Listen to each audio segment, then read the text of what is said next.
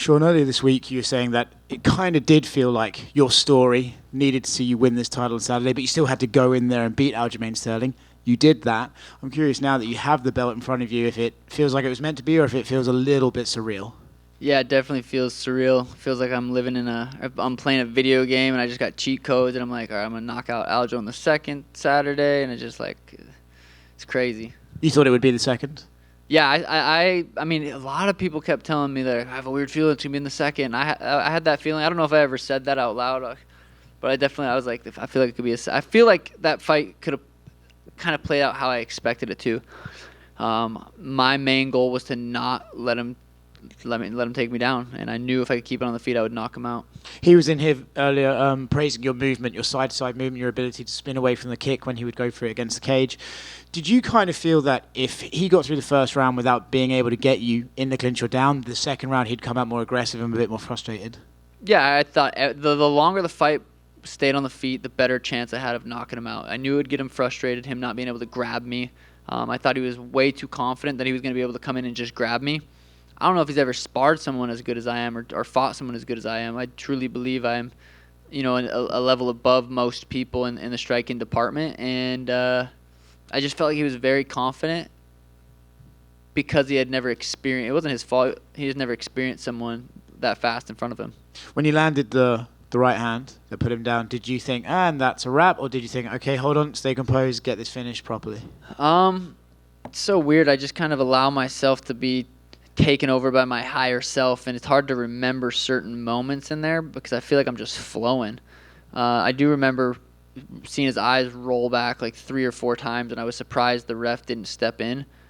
Not that he should have, but I thought he could have. But I was just so tough, man.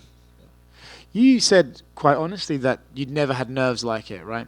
Do Yeah. you think that was just because, oh shit, the title shot is finally here, or was it Aljamain Star? What was it about it that made tonight a nerve-wracking experience? Dude, I haven't grappled in 6 weeks. I had a muscle strain, and I literally couldn't grapple in 6 weeks. Couldn't MMA spar. I was the main event in Boston. There was no shot I was pulling out, but we haven't grappled in 6 weeks. 6 weeks from today, I hurt I had a muscle strain right under my rib, and I couldn't grapple. And so coming into this fighting Aljo, every time I did interviews and I was saying it's life or death, I cannot get taken down.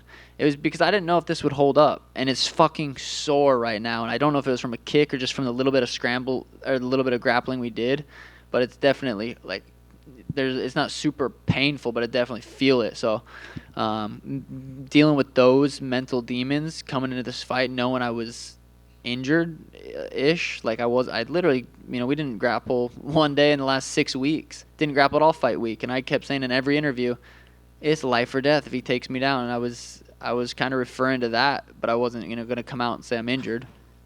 So to know that you went in the cage with the nerves and came out with that belt, you must have a sort of sense of, I can pretty much do anything if I really put my mind to it. Yeah, crazy sense of relief that it's just like, holy shit, I got through that. I didn't get taken down, and it's like I knew the odds. I knew I was capable of it 100%. I've had really good sparring days before that where I was really good at not getting taken down, so I knew I was capable of it.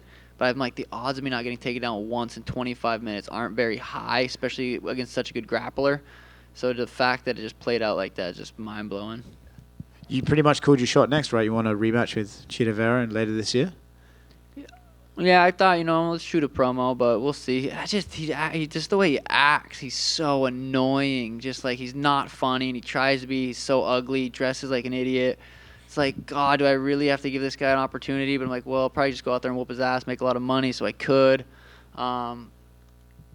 So, yeah, that could be it. I also wouldn't mind knocking out Gervonta Davis, and I know people are going to go, oh, you want to be Conor.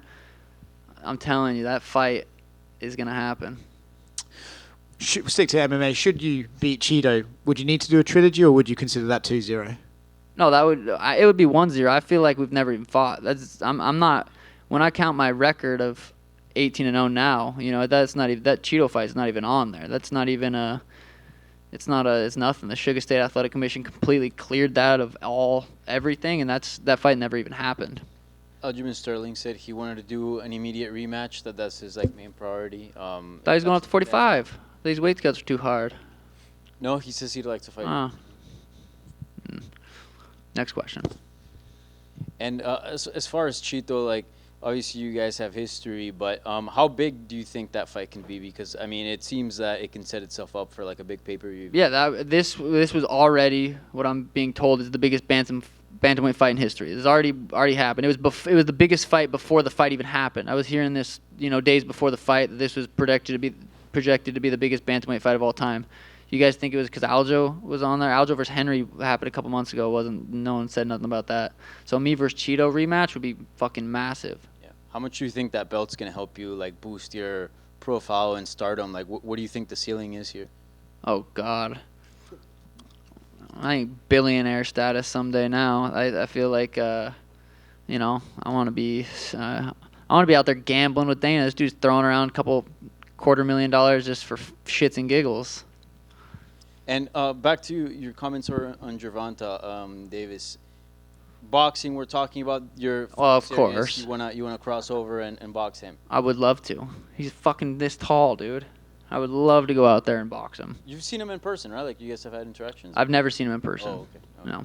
Yeah. How far do you see that happening? Like in the near future? I mean, I feel like it could happen sooner than later. But I also know, like, okay, UFC is down to get behind stuff like that if it's big enough. I mean, with that performance, we're getting close. But maybe I have to go out there, win a couple more fights, win another belt. I don't know if he's even considered a big enough star for the UFC to let that happen. But it'll happen. And people always, I mean, I said this was going to happen years ago, and I got so much shit saying I was going to be the champ, I'm going to be the next big star, I'm going to be this, I'm going to be that. I got so much hate and shit for it, but look at me now. Yeah. Lastly, are you getting any tattoos to, sort of? I might get champ on my face somewhere. Yeah. Yeah. Sean, I'm curious, how did you think the first round went in terms of I dominated that first round. He didn't touch me. I ran into a door earlier this week. That's why my nose is red. I was water loading because fight week, you get a water load, drink so much water. So I was getting up to pee in the middle of the night. Boom, ran right into a door. So that's why my face is a little bit red. But no, he threw a lot of leg kicks. A lot of them were just shin to shin. So I'm like, they didn't really do much as far as like he shouldn't. I don't know. What do you guys think? My goal is don't take me down in the first round. I'm gonna knock you out. So the judges all three scored it for him, 10-9. What'd they score the second round? And I'm sure you're going to get this comparison all the time, but DC even brought up the split screen of your KO next to Connor's KO with Aldo because it was the same cross and lunging in. So are you prepared for even more comparisons with Conor McGregor? Yeah, I mean, Connor's a high-level striker. I'm a high-level striker. I was even like when I was in the octagon and he was making his walkout, boom. I'm sure people will find the replays of it. I was stepping back, throwing that right hand the exact same way it landed. I say you make one mistake with me and I'm going to find your chin and it could be over. And it was. And outside of Chito, are there any other bantamweights that even interest you in terms of like that, like you see that like that could be a very big fight on like a massive level? Gervonta. Sean, over here to your right. You were probably warming up for your fight. Did you see Chito's fight tonight? Did you watch any of it? Hell no. I'm not going to waste my time watching that. No, I was in the back. I looked up about 15 seconds out of the whole fight. I don't really like watching fights before my fight. I did. I looked up to see that he won. I was like, okay, yeah, fuck it. This is perfect. But how was it? Was it entertaining? Was it fun? Was it a Chito fight? Pretty technical. Close. Boring? Okay. Also, I guess, there's obviously, since you've come into the UFC, everybody's had an opinion about you. How good is he?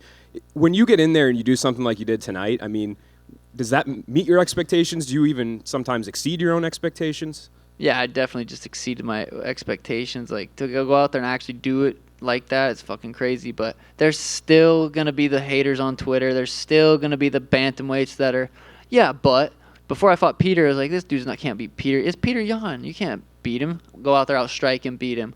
Fighting Aljo. I had I don't know the odds, but I can't bet I wasn't a favorite in this fight going into it. Everyone was counting me out. And then I go out there and do that. I could fight whoever next, and it's going to be like, yeah, but. So this is just how it is. Sean, that said, on the flip side, when you look down in the arena, walking on the streets, I mean, it seemed like everybody was walking around with a Sugar Show shirt or some kind of thing supporting you. What do you have to say to these, you have this cult following of people What do you got to say to those fans? I know the Bantamweight Championship merch is already going fucking crazy right now. It's crazy that just each. I remember I was at Conor Habib, or no, I was at some fight, and I was sitting in the stands, like pretty high up in T-Mobile, and it was right when I got in the UFC. I think it was after I fought Soccer Mom, and I was like, "There's gonna be a time where I literally can't even walk into this arena without security." And now just looking out in being the main event, seeing everyone wearing the Sugar merch is fucking wild. Congratulations. Thank you. Sean, so I wanted to go back to when you walked into the octagon because, right, you got to that top step, embraced the crowd, took a lap or two around, and we were literally watching you practice that step back counter right hand. Was that something that you visualized as a fight ender or something that you could really take advantage of? I mean, punching backwards is a skill not a lot of people possess, and I can punch going backwards, and I knew he was going to be pressuring me, and I know he likes to throw to shoot. He likes to throw for me to counter so we can shoot under. So I knew he was going to be lunging in with shots, and it really wasn't even a bad punch that he threw. It's just I'm not fucking accurate and sniped him. I've been saying it all week. I'm a sniper. I'm going to snipe his chin. I'm going to find it. And there we were. But, yeah, that's definitely a punch I visualized all week. You talked about the feeling of relief, right? Once the fight was called off, what were the first thoughts through your head, and what were you thinking? What was that feeling like? Is this real? Am I going to fucking wake up in my hotel bed, be pissed off that this isn't real? Like, is this really fucking happening right now? Did that really just happen the way I pictured it and planned it to happen? Am I in a fucking movie? Then I was like, no, this is real. Thank you. Congratulations. Thank you. Sean, you're right. We talked earlier this week about Helena coming from a smaller town and how it kind of molded you. So when you look back at where that career started, fighting in like hotel conference rooms, some different places, fighting 3 times in a month, to where you are now with that belt, just how can you describe this journey and where you've come from to get to this point? Yeah, it definitely wasn't an overnight. This has been 12 years. I started kickboxing when I was 16 years old. And then, in Montana, and moved to Phoenix when I was 18, and it's been 2-a-days. Like I've dedicated my life to this sport. I know you guys see the hair, the beautiful pink Lamborghini, the houses and all the fun stuff. But I'm working, I'm grinding, I'm in the gym. I'm losing, I'm getting beat every single day, so I can come out here and win. And but being from Montana, it molded me for sure. Does that grind make this more special? Just knowing that it wasn't an orthodox? 100%. It wouldn't feel like this if I just got lucky. I don't feel like I got lucky. This is skill and hard work. Just looking at the timeline, a lot of folks in Montana holding watch parties at bars, places like that. Hell yeah. What do you say to those folks back home? I hope they were recording it because I want to fucking watch. And then just last question for me, just, in that moment with your family and there are big hugs for everybody all around, they all get to celebrate. Just how can you even describe that moment? Yeah, I'm glad they got, good seats right there and were able to be in the octagon with me after. It's a moment I've been thinking about for a long time, and to see the shock on their face, like, holy shit, he did it. Like, it was really cool to be able to embrace that with them. Thanks, Sean. Right Congratulations. here, Sean. Congrats, champ. Thank you. One question from me. In your humble opinion, are you going to be on SportsCenter Top 10 tomorrow morning? Da-na-na, yes. Sean over here. Congratulations on the win. So obviously, coming from Montana, that's a big fight state. I mean, you got Kai Stewart, who won the BKFC championship. Next question. Oh, That kid sucks. oh, fair enough. He's in my DMs talking shit. I'm like, what? I don't even know this kid. But nevertheless, as far as that's concerned, how did the people respond in Montana from your victory? Yeah, I'm sure they're pumped. I've had probably 20 fights in Montana as an amateur boxing, kickboxing, MMA. I fought literally multiple times a month for a couple of years, and I got a lot of experience and a lot of confidence from those fights. And how you feel being that next marquee name? Obviously, everyone brought up Conor McGregor and everything like that. You have 3 million followers on Instagram. Obviously, you're a very, very marketable gentleman. But how does it feel to be that next poster child for the UFC, that next poster kid, and obviously that next marquee name? Cha-ching, cha-ching, cha-ching. That's what that means. Feels good. I've been telling you can go watch my interview before the Contender Series, before I was even in the UFC. I said, watch. This is going to happen. Literally, basically explained how my career is going to play out in a couple sentences. Here we are. Congratulations on the win. Thank you. You're right. What is it about Gervonta Davis in particular that winds you up so much? He's the. I mean, I don't really follow boxing, but I've heard of Gervonta Davis, and I think he's undefeated. I'm about to pay. I want to have crazy, massive fights. That shit gets me excited. I love that stuff. And there's no stars in the bantamweight division. Gervonta, you could consider him like almost a star, and that's what gets me excited. Me versus Gervonta would be fucking massive. T-Mobile, or here, fuck it. A lot of the celebrities in the crowd tonight as well. Obviously, you have the Nelk boys, Mike, May, like all these different people. I mean, it seems like the stars are out in force for you as well. Yeah, I'm good buddies with Mike and the Nelk boys, and they're probably waiting for me to come slam some happy dads right now. Boom. Fuck yeah. Thank you guys.